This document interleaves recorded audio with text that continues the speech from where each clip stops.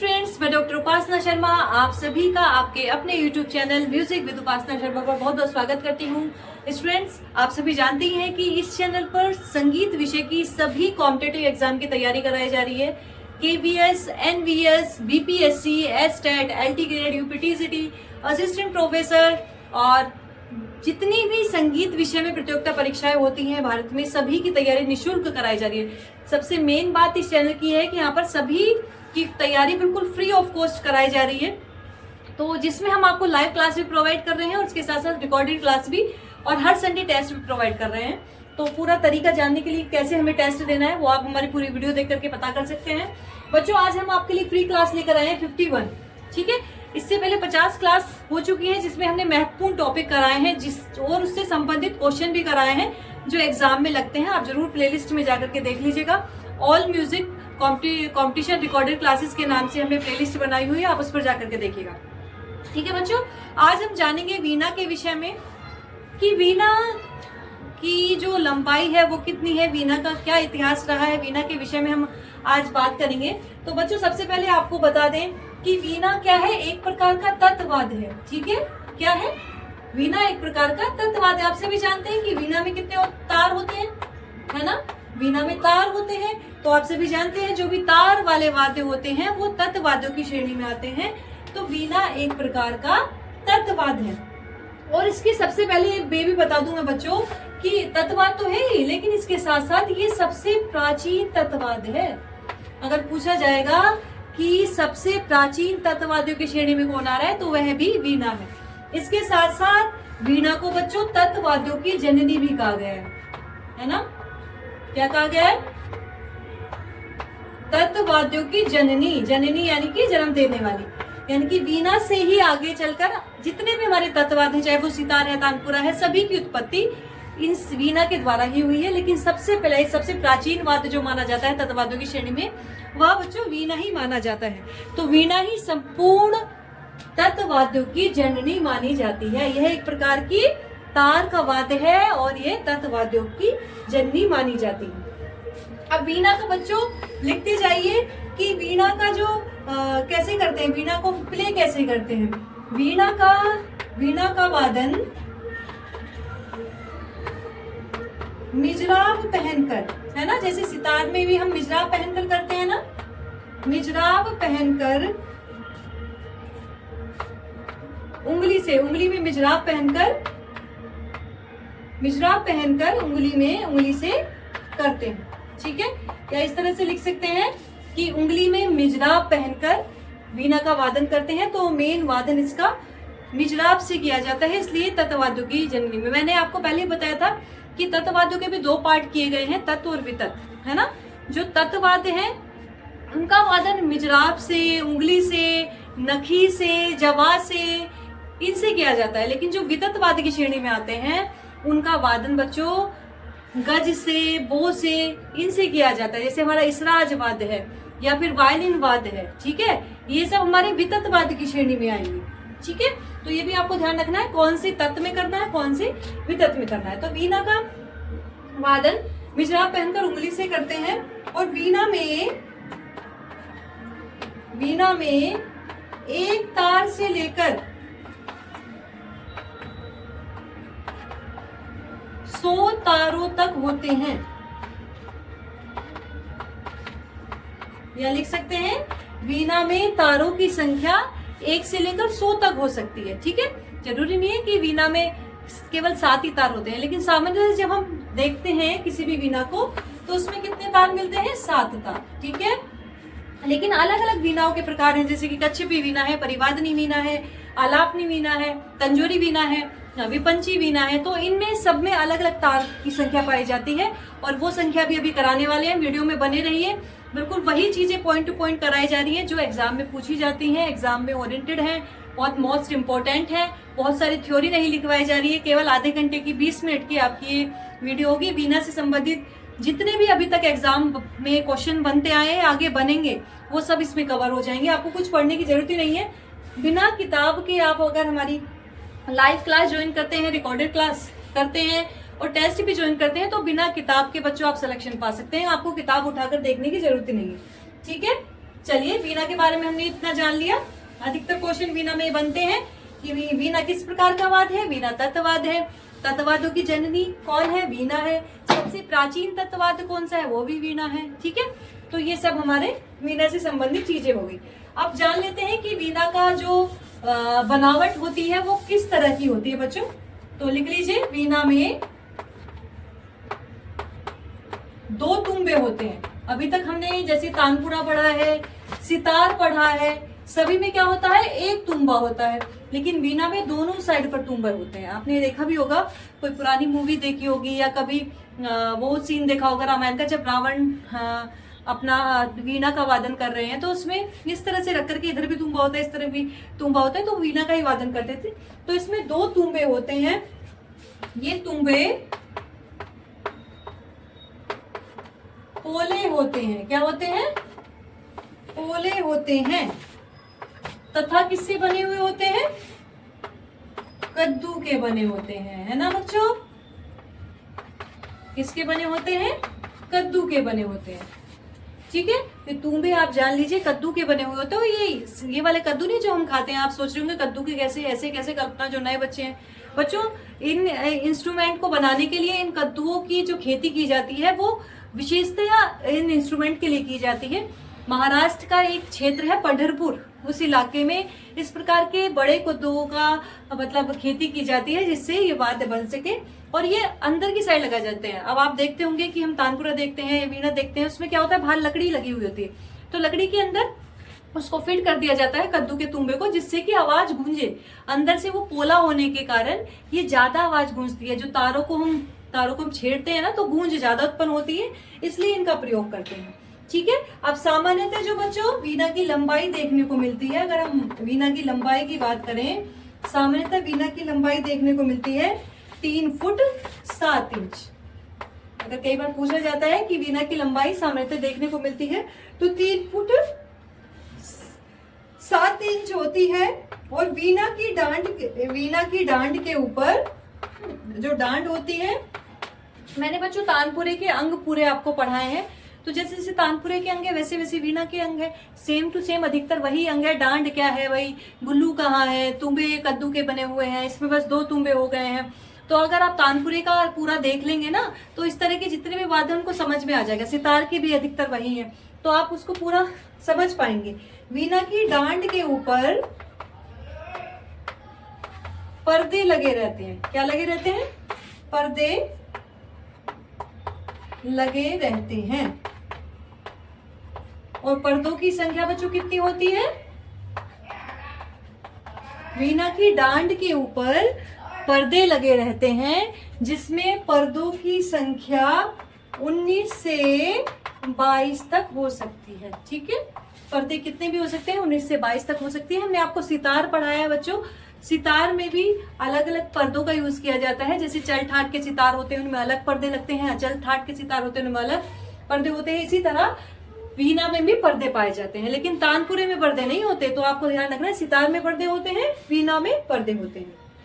चलिए, इसके बाद इसके साथ साथ हम ये भी जान लेते हैं कि वीणा पर जो पर्दों का प्रयोग किया गया, वीणा पर नोट में कर लीजिए, वेरी इंपॉर्टेंट चीज है। वीणा पर पर्दों का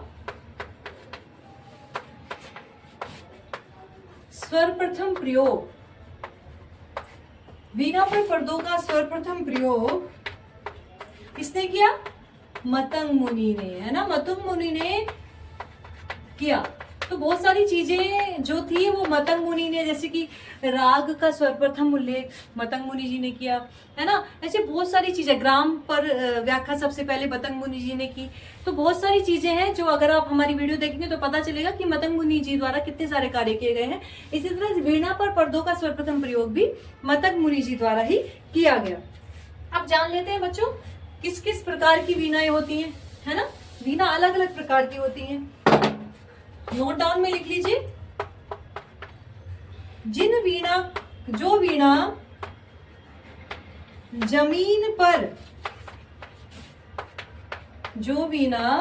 जमीन पर लिटाकर बजाई जाती है तथा जिसमें अंगुली की जगह बट्टे या रोड का प्रयोग किया जाता है, बट्टे या रोड का प्रयोग किया जाता है, वह बट्टा वीणा या विचित्र वीणा, बट्टा वीणा या फिर विचित्र वीणा कहलाती है। ठीक है, अब बट्टा वीणा कई बार पूछा जाता है, बट्टा वीणा कौन सी होती है। बट्टे वाने को बच्चों हम मुजराब से नहीं छेड़ते हैं, बल्कि उसको एक अलग प्रकार का एक बट्टा होता है, उससे हम उसका वादन करते हैं। तो उसको बट्टा वाना वीणा भी कहते हैं, या विचित्र वीणा भी कहते हैं, या विचित्र वीणा को स्वर वीणा भी कहा गया है। क्या कहा गया है?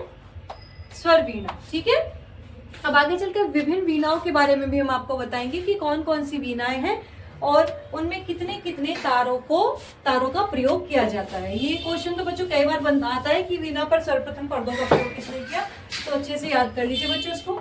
नेक्स्ट लिखिए, वीणा वादकों को बीनकार अथवा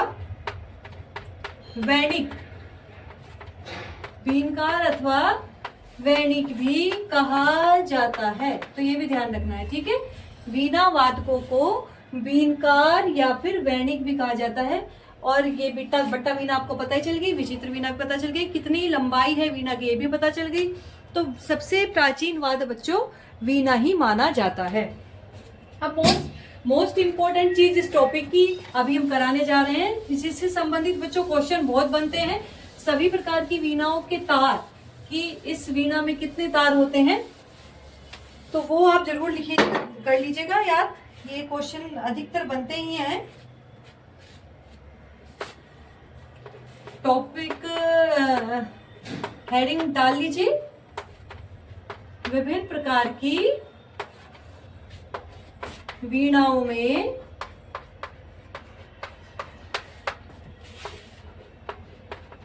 तारों की संख्या। ठीक है, विभिन्न प्रकार की वीणाओं में क्या बताने जा रहे हैं हम आपको, अब तारों की संख्या। इससे आपको अलग अलग वीणाओं के नाम भी पता चलेंगे और उनमें प्रयोग होने वाले तारों का भी पता चलेगा। फर्स्ट आपकी जो वीणा है वह है कच्छपी वीणा। आप सभी जानते हैं कच्छपी वीणा कई बार आया है एग्जाम में क्वेश्चन। बच्चों इसमें 4 तार होते हैं। ठीक है, नेक्स्ट है आलापनी वीणा।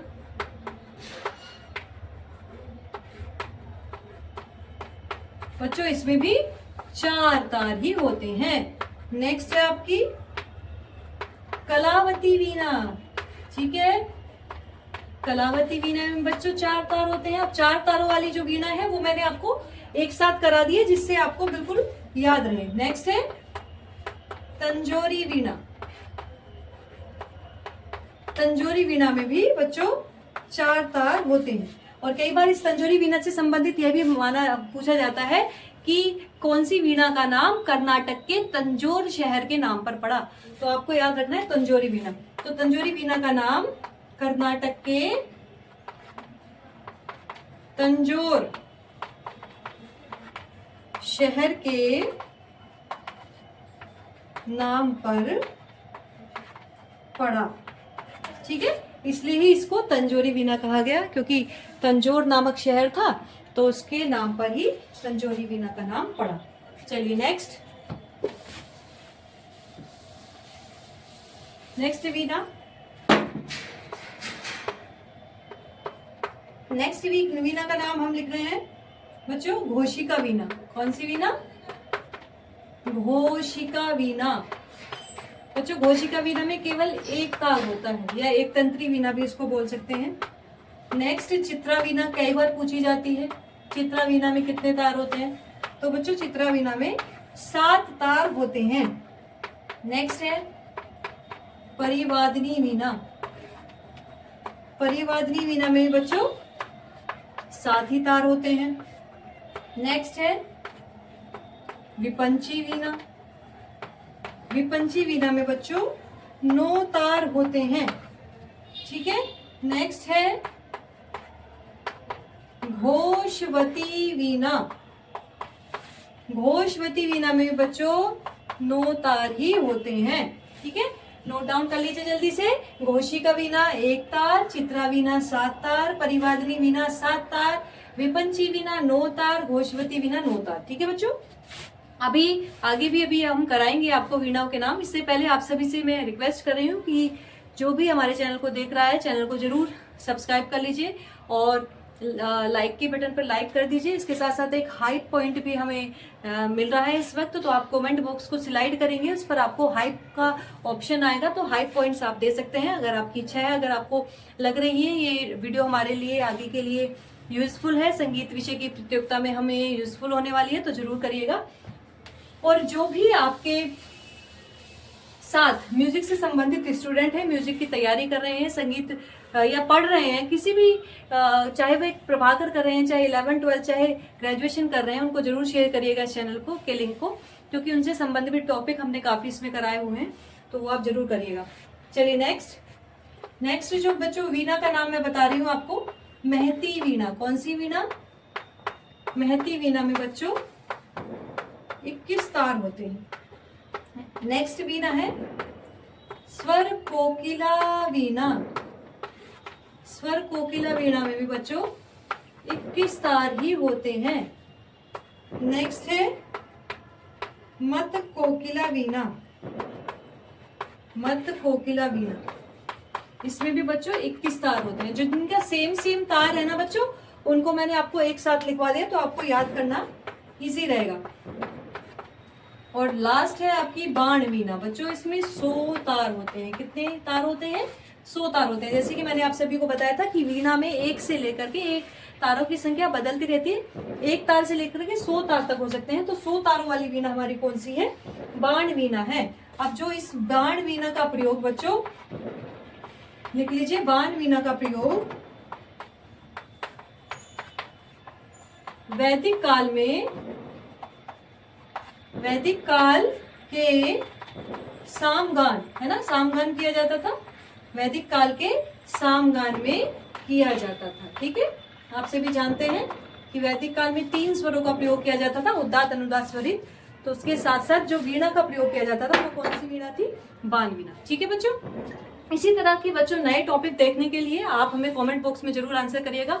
अगर कोई टॉपिक आपको समझ में नहीं आ रहा है, या आप चाहते हैं कि इसकी वीडियो हमें जल्दी मिले, या किसी भी एग्जाम की आप तैयारी कर रहे हैं और उससे संबंधित कोई टॉपिक आपको समझ में नहीं आ रहा है, तो आप कमेंट बॉक्स में जरूर लिखिएगा कि मैम हमें ये टॉपिक करा दीजिए, तो हम उसको प्रायोरिटी पर लेकर के पहले उसी टॉपिक को कराएंगे। Thank you so much. कल फिर मिलते हैं। लाइव कक्षा आप जरूर ज्वाइन करिएगा, जिसमें हम विभिन्न प्रतियोगिता परीक्षाओं से संबंधित MCQs कराते हैं, इंपॉर्टेंट क्वेश्चन कराते हैं, तो जरूर ज्वाइन करिएगा। 5:45 पर शाम को होती है, 5:45 पर, तो जरूर तैयार रहिएगा कल लाइव क्लास में। थैंक यू सो मच बच्चों।